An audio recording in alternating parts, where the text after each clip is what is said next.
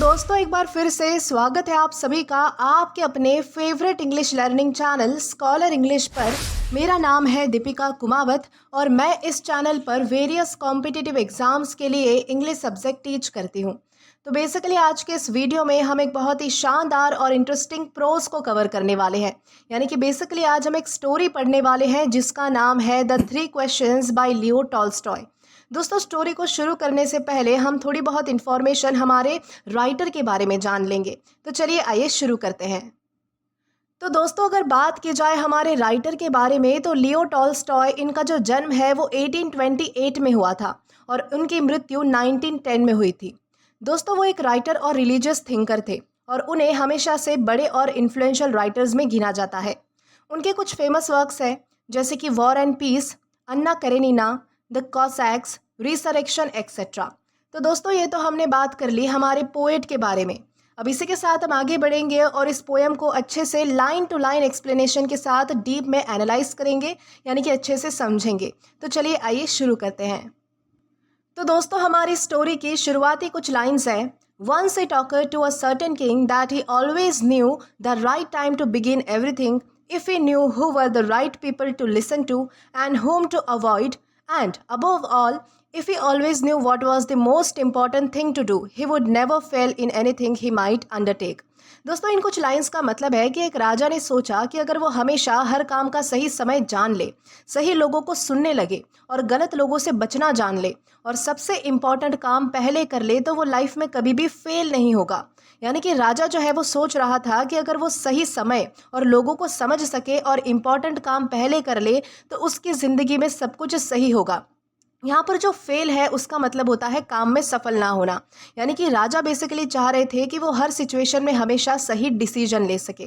तो इस तरीके से इन कुछ लाइंस का यहाँ पर मतलब होता है। And this thought having occurred to him, he had it proclaimed throughout his kingdom that he would give a reward to anyone who would teach him what was the right time for every action and who were the right and the most necessary people and how he might know what was the most important thing to do।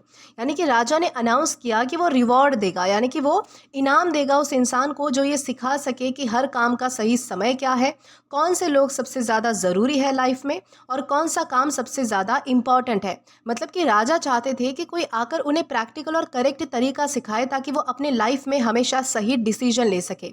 दोस्तों यहाँ पर reward का मतलब तो होता है इनाम और प्रोक्लेम्ड का मतलब है अनाउंस करना या फिर सबको बता देना। यानी कि राजा ने क्या अनाउंस किया कि मेरे जो 3 सवाल है उनका अगर कोई मुझे सही जवाब दे देगा तो मैं उनको बदले में इनाम दूंगा, यानी कि रिवॉर्ड दूंगा। और ये बात उन्होंने जो है वो अपने पूरे साम्राज्य में यानी कि किंगडम में फैला दी। And learned men came to the king, but they all answered his questions differently। यानी कि कई सारे ज्ञानी लोग जो है वो राजा के पास आए लेकिन सब ने अलग अलग जवाब दिए। कोई साइंस को सबसे इम्पोर्टेंट बता रहा था तो कोई रिलीजन या फिर वर्शिप को बता रहा था, कोई फ्यूचर के लिए प्रेडिक्शन करने वाले मैजिक को ऊपर बता रहा था और कुछ लोग प्रैक्टिकल एडवाइस दे रहे थे। तो यहाँ पर क्या हुआ कि राजा कन्फ्यूज़ हो गए क्योंकि कोई भी उन्हें जो है वो क्लियर और कंप्लीट आंसर नहीं दे रहा था। दोस्तों यहाँ पर जो वर्ड यूज़ हुआ है लर्नड मैन, उसका मतलब होता है एजुकेटेड और नॉलेजेबल लोग, यानी कि जो बहुत ज़्यादा विद्वान होते हैं, स्कॉलर होते हैं, पढ़े लिखे होते हैं, इंटेलेक्चुअल होते हैं, वाइज होते हैं, जिन्हें एक्सपीरियंस होता है। तो ऐसे लोग जो है वो राजा के दरबार में आए और उन्होंने जो है वो अपनी अलग अलग राय रखी उन तीनों सवालों पर। देन आगे की कुछ लाइन्स है।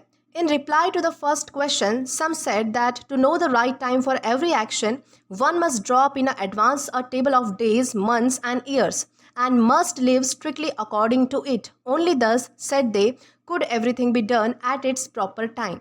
यानी कि पहले सवाल का जवाब कुछ लोग बोले कि हर काम का सही समय जानने के लिए कैलेंडर या फिर शेड्यूल बनाओ और हर दिन उसके अकॉर्डिंग काम करो। मतलब अगर राजा हर काम का प्लान पहले से ही बना ले और एग्जैक्ट उसे फॉलो करे तो हर काम सही टाइम पर हो जाएगा। ड्रॉ अप टेबल का मतलब होता है प्लान बनाना या फिर लिस्ट तैयार करना किसी चीज़ की, और स्ट्रिक्टली का मतलब है किसी चीज़ को बिल्कुल एग्जैक्ट और डिसिप्लिन तरीके से फॉलो करना। देन है Others declared that it was impossible to decide beforehand the right time for every action, but that, not letting oneself be absorbed in idle pastimes, one should always attend to all that was going on and then do what was most needful। यानी कि कुछ लोग, दूसरे जो लोग थे, उन्होंने कहा कि हर काम का सही टाइम पहले से ही डिसाइड करना इम्पॉसिबल होता है। मतलब कि फ्यूचर में क्या होगा वो सब प्रिडिक्ट करना, वो सब जानना, ये सब इम्पॉसिबल है, वो हम नहीं कर सकते। लेकिन वो जो लोग हैं वो कहते हैं कि राजा हमेशा अलर्ट रहे और जो काम सबसे ज़रूरी है वो तुरंत करे, यानी कि पहले करे। दोस्तों, यहाँ पर जो आइडल पास टाइम्स वर्ड यूज़ हुआ है उसका मतलब होता है टाइम वेस्ट करना। अटेंड टू का मतलब होता है ध्यान देना, और नीडफुल का मतलब होता है ज़रूरी काम। यानी कि राजा को चाहिए कि वो टाइम वेस्ट ना करे और तुरंत इम्पॉर्टेंट काम करे। तो इस तरीके से यहाँ पर बताया गया है।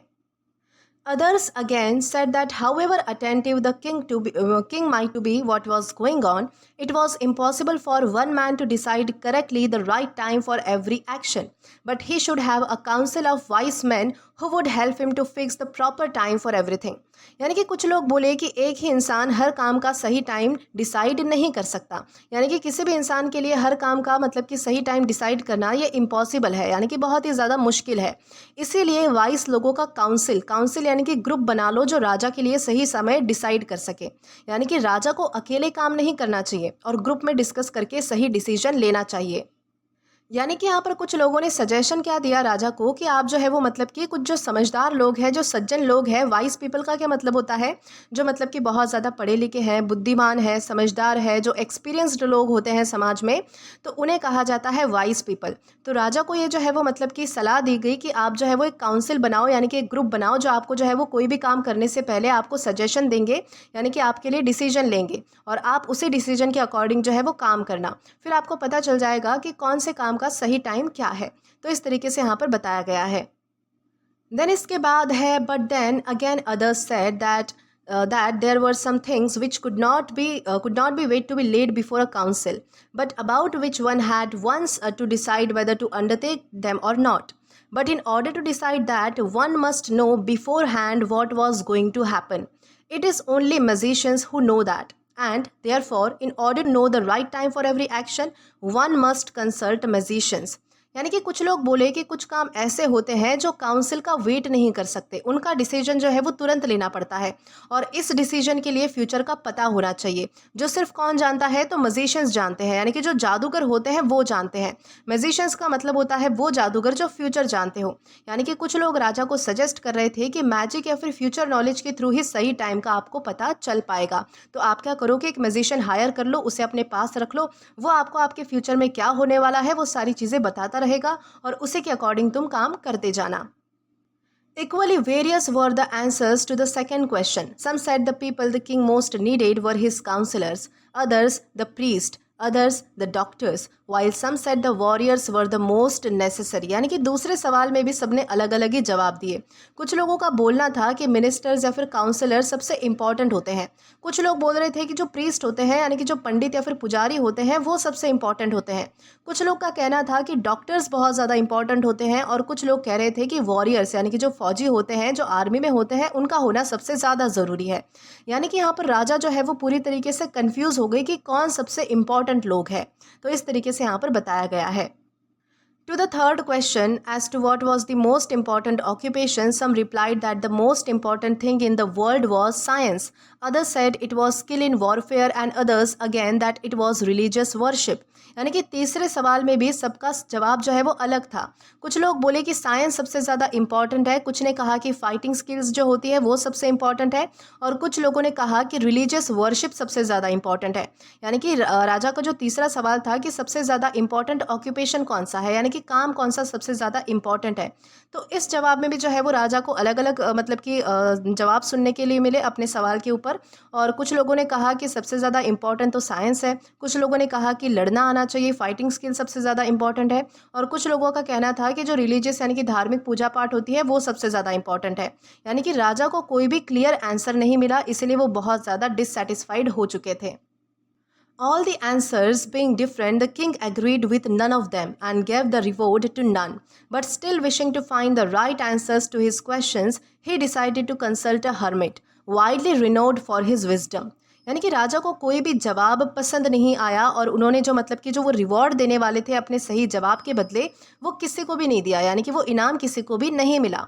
फिर भी राजा चाहते थे कि वो अपने सही सवालों के मतलब कि सही जवाब पाए, इसलिए उन्होंने क्या डिसाइड किया कि वो हर्मिट के पास जाएंगे। दोस्तों, ये जो हर्मिट है वो एक साधु है जो जंगल में रहते हैं, अकेले रहते हैं और बहुत ही ज्ञानी होते हैं। दोस्तों, रिनाउड का मतलब होता है बहुत ही ज़्यादा मतलब कि फेमस होना, यानी कि लोग उन्हें जानते हैं, ऐसे कोई व्यक्ति होना, तो उसे हम रिनाउड कह सकते हैं। और विजडम का मतलब होता है बहुत ज़्यादा मतलब कि बुद्धिमान होना, बहुत ज़्यादा ज्ञानी होना, तो उसे हम कहते हैं विजडम। यानी कि राजा ने क्या डिसाइड किया कि यहाँ पर तो मुझे कोई जवाब मिल नहीं रहा, तो अब मैं क्या करूँगा कि एक हर्मिट के पास जाऊँगा। हर्मिट कौन है? तो हर्मिट जंगल में रहता है, अकेला रहता है और बहुत ज़्यादा ज्ञानी है, बिल्कुल सिंपल लाइफ जीता है। तो इतनी बात आपको यहाँ पर समझ लेनी है। तो दोस्तों, अब क्या होता है, the hermit lived in a wood which he never quitted and he received none but common folk. So the king put on simple clothes before reaching the hermit's cell. Dismounted from his horse, leaving his bodyguard behind, he went on alone. यानी कि hermit जो है वो एक जंगल में रहता था और वहाँ से कभी भी बाहर नहीं जाता था और वो सिर्फ आम लोगों से मिलता था। यहाँ पर बताया गया है and he received none but common folk. दोस्तों, कॉमन फोक का मतलब होता है आम लोग, यानी कि जो ऑर्डिनरी लोग हैं, सामान्य लोग हैं, वो सिर्फ उनसे ही मिलता था। कौन? तो हर्मिट। राजा या फिर अमीर लोगों से उसे मिलना बिल्कुल भी पसंद नहीं था। तो राजा ने क्या सोचा कि अगर वो हर्मिट से मिलना चाहता है तो उसे सिंपल कपड़े पहनने चाहिए, घोड़े से उतर जाना चाहिए और अपने बॉडीगार्ड्स को पीछे ही छोड़ देना चाहिए। इस तरह से राजा जो है वो अकेला हर्मिट के पास गया ताकि हर्मिट को लगे कि वो भी एक आम इंसान है, ऑर्डिनरी इंसान है और हर्मिट जो है वो रिलैक्स फील कर पाए।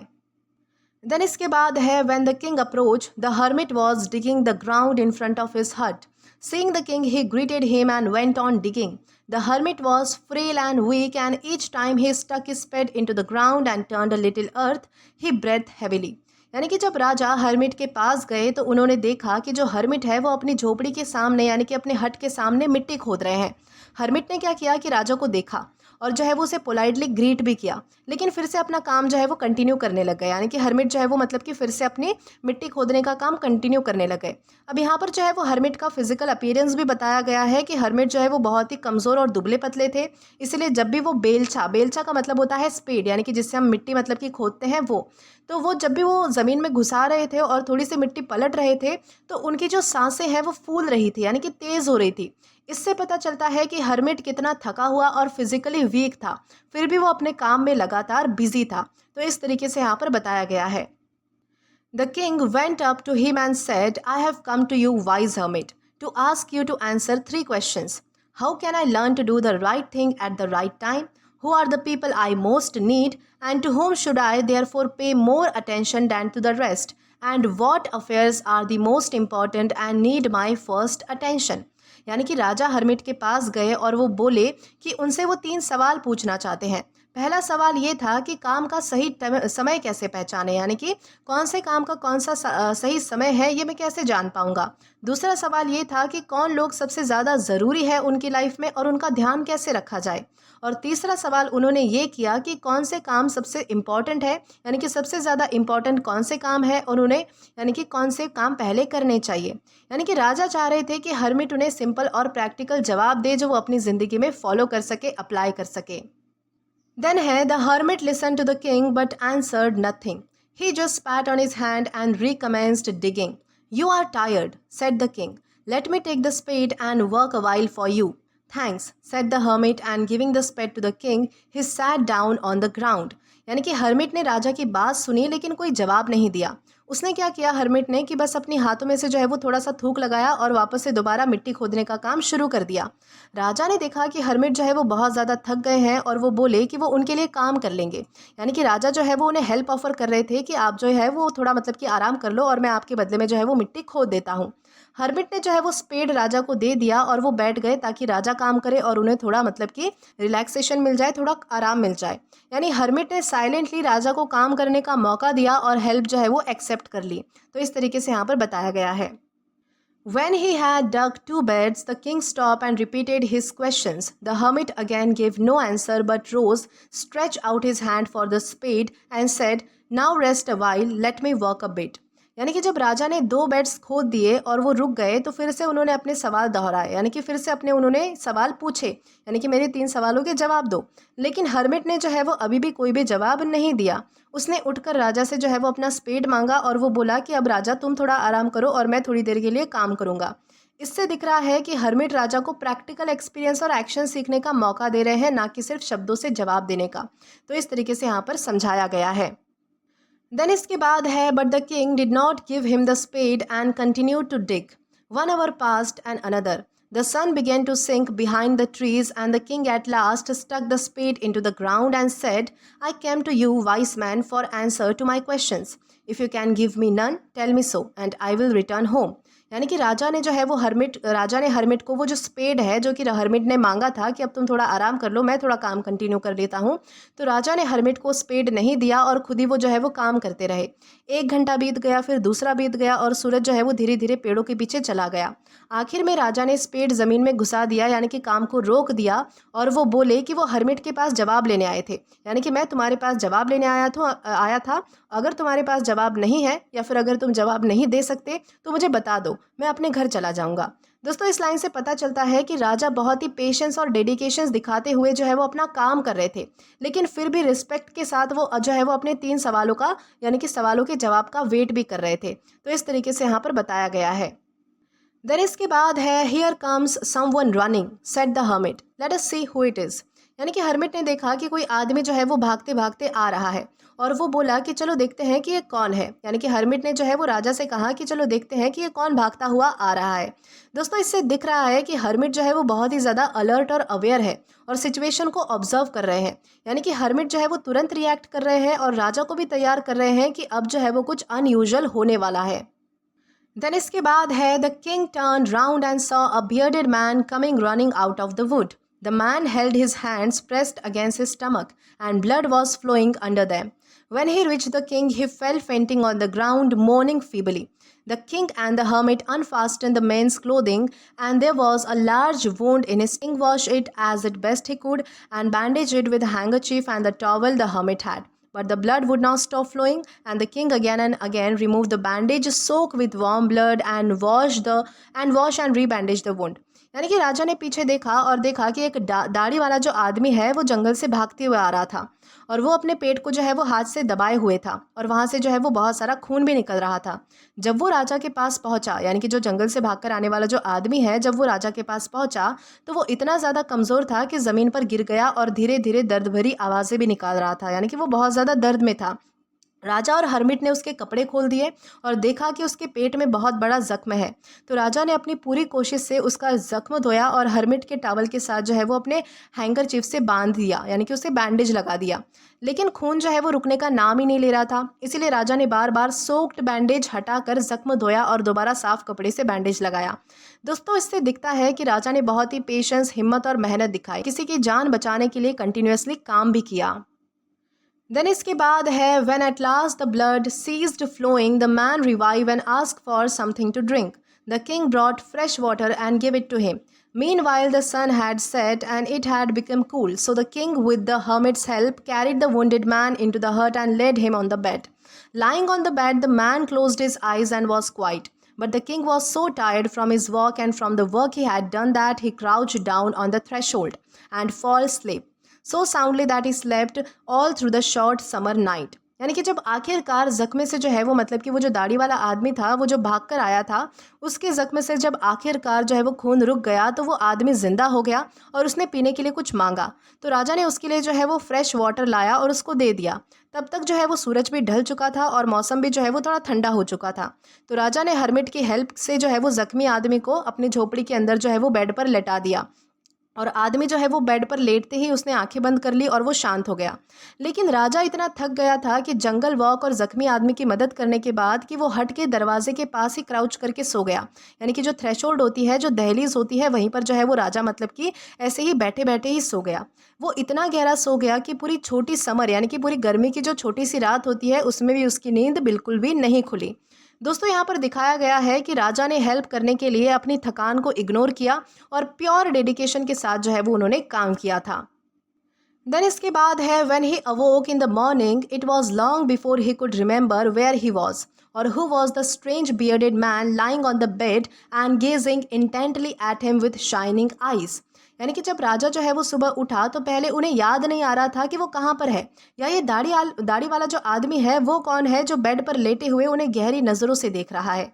दोस्तों, स्ट्रेंज का मतलब होता है अजीब या फिर अननोन, और गेजिंग इंटेंटली का मतलब होता है ध्यान से देखना, यानी कि वो जो दाढ़ी वाला आदमी है वो उन्हें बहुत ही ध्यान से देख रहा था। दोस्तों, इस लाइन से पता चलता है कि राजा अभी भी थोड़ा कंफ्यूज्ड और शॉक में थे, क्योंकि रात भर की थकान और जख्मी आदमी की मदद करने के बाद उनका जो दिमाग है वो सुबह सुबह प्रोसेस नहीं कर पा रहा था, यानी कि वो सिचुएशन को समझने में टाइम ले रहे थे। तो इस तरीके से यहाँ पर बताया गया है। Forgive me, said the bearded man in a weak voice, when he saw that the king was awake and was looking at him. I do not know you and have nothing to forgive you for, said the king. यानी कि जख्मी आदमी जो कि दाढ़ी वाला था वो कमज़ोर आवाज़ में बोला कि मुझे माफ़ करो, क्योंकि वो सोच रहा था कि राजा शायद गुस्सा होंगे। लेकिन राजा ने कामली और काइंडली जवाब दिया कि मैं तुम्हें नहीं जानता और तुम्हें जो है वो मुझसे माफ़ी मांगने की ज़रूरत भी नहीं है। यानी कि राजा ने कंपैशन और फॉरगिवनेस दिखाई और दिखाया कि सच्चा लीडर हमेशा शांति और अंडरस्टैंडिंग से रिएक्ट करता है, चाहे सामने वाला उसका दुश्मन ही क्यों ना हो।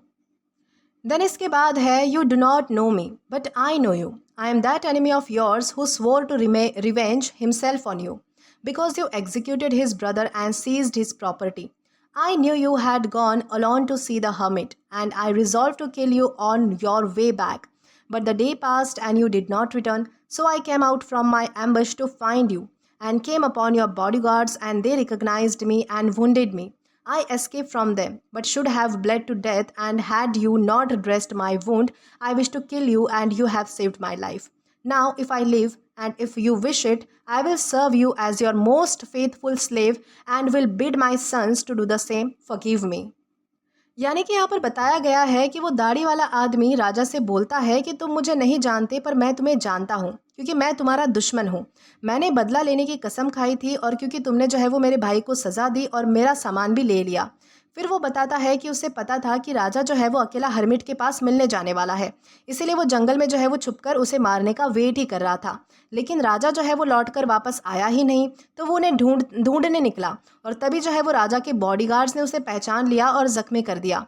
वो किसी तरह बच तो गया पर बहुत ही ज़्यादा खून बह रहा था और अगर राजा उसका जख्म ना बांधते तो वो मर जाता। आदमी कहता है कि वो राजा को मारना चाहता था पर राजा ने तो उसकी जान बचाई, इसलिए अब वो अगर जिंदा रहा तो वो राजा का सबसे वफादार आदमी बनकर उनकी सेवा करेगा और उनके जो बेटे हैं वो उनको भी यही बात सिखाएगा और आखिर में वो फिर से जो है वो राजा से माफ़ी मांगता है। तो इस तरीके से इन कुछ लाइंस में हमें समझाया गया है। देन इसके बाद है, the king was very glad to have made peace with his enemy so easily and to have gained him for a friend. And he not only forgave him but said he would send his servants and his own physician to attend him and promised to restore his property. यानी कि राजा बहुत खुश हुआ कि उसने अपने दुश्मन को इतनी आसानी से शांति बना ली, यानी कि उसने अपने दुश्मन के साथ जो है वो इतनी आसानी से शांति बना ली और उसे अपना जो है वो फ्रेंड बना लिया। राजा ने ना सिर्फ उसे माफ़ किया बल्कि वो बोला कि वो अपने सर्वेंट्स और अपने डॉक्टर को भेजकर उनकी स्पेशल केयर करवाएंगे और उनका जो सारा सामान है, जो उनकी जो प्रॉपर्टी है, वो भी उन्हें वापस कर देंगे। यानी कि राजा ने यहाँ पर काइंडनेस और जेनरोसिटी दिखाई और दुश्मन को भी समझा दिया कि वो अब उनका लॉयल फ्रेंड बन सकता है। तो दोस्तों, इसके बाद है, having taken leave of the wounded man the king went out into the porch and looked around for the hermit. Before going away, he wished once more to beg an answer to the questions he had put. The hermit was outside on his knees, sowing seeds in the bed that had been dug the day before. यानी कि राजा ने जो है वो जख्मी आदमी से अलविदा लिया और वो पोर्च में गए, यानी कि घर के बाहर जो छोटा सा एरिया था वहाँ पर जाकर जो है वो हर्मिट को ढूंढने लगे।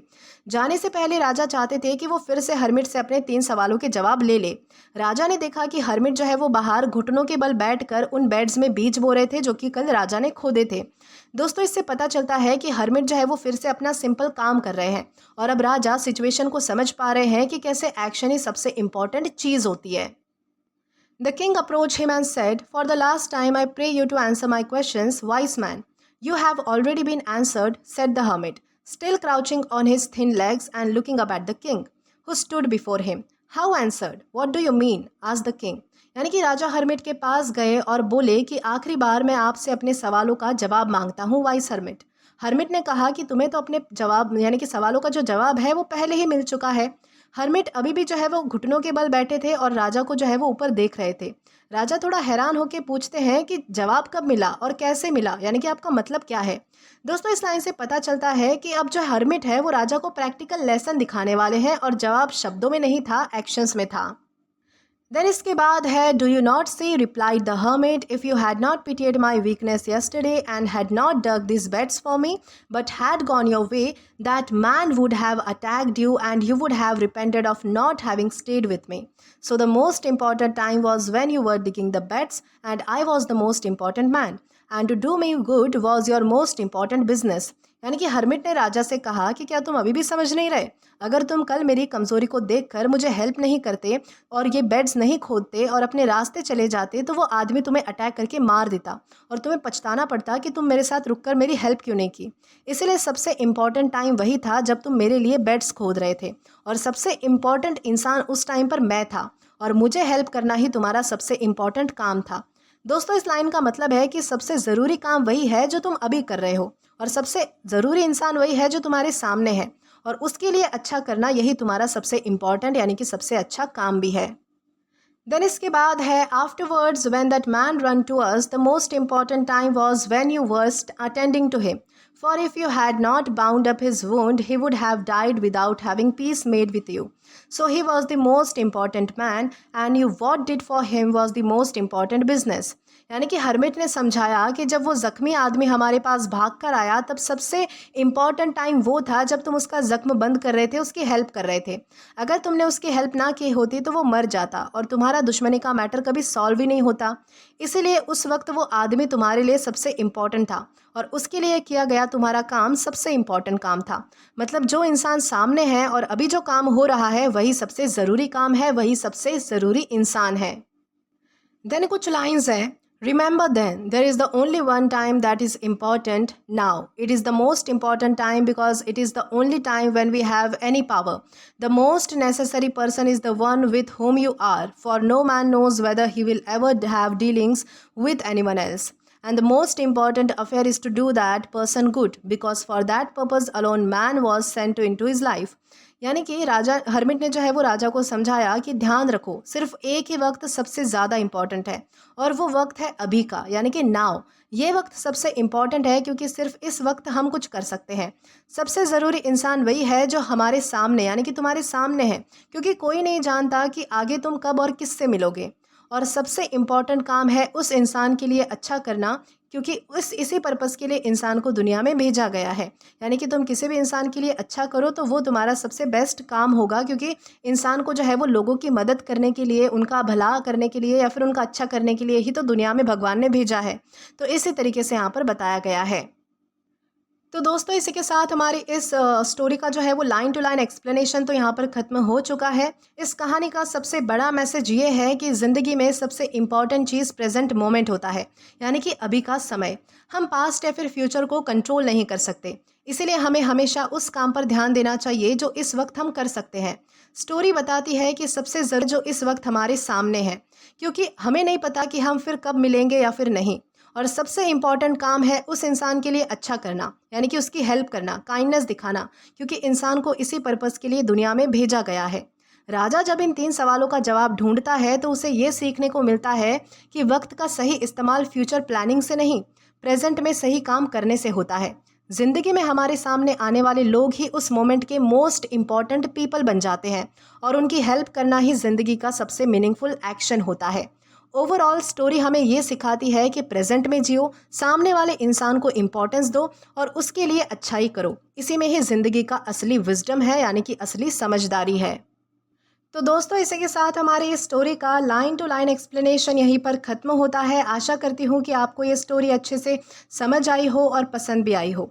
दोस्तों अगर आपने अभी तक हमारा टेलीग्राम चैनल ज्वाइन नहीं किया है तो टेलीग्राम पर English with Deepika Kumawat search करके या फिर डिस्क्रिप्शन में दिए गए लिंक के थ्रू, साथ ही साथ अभी जो आपको आपके स्क्रीन पर QR कोड दिख रहा है वहाँ से भी आप जो है वो डायरेक्टली स्कैन करके हमारा टेलीग्राम चैनल ज्वाइन कर सकते हैं, ताकि आप कभी भी किसी भी नए आने वाले वीडियोस को लेकर कोई भी अपडेट्स को मिस ना करें। और दोस्तों, अगर आपको आज का ये वीडियो पसंद आया है या फिर हेल्पफुल लगा है तो do like this video, subscribe the channel and share as much as you can. और अगर आपने इससे पहले वाले वीडियोस नहीं देखे हैं तो यहाँ पर मैंने एक प्लेलिस्ट प्रोवाइड कर दी है, जहाँ पर आप क्लिक करके वो सभी पहले वाले वीडियोस भी एक्सप्लोर कर सकते हैं और देख सकते हैं। Till then keep learning. Thank you.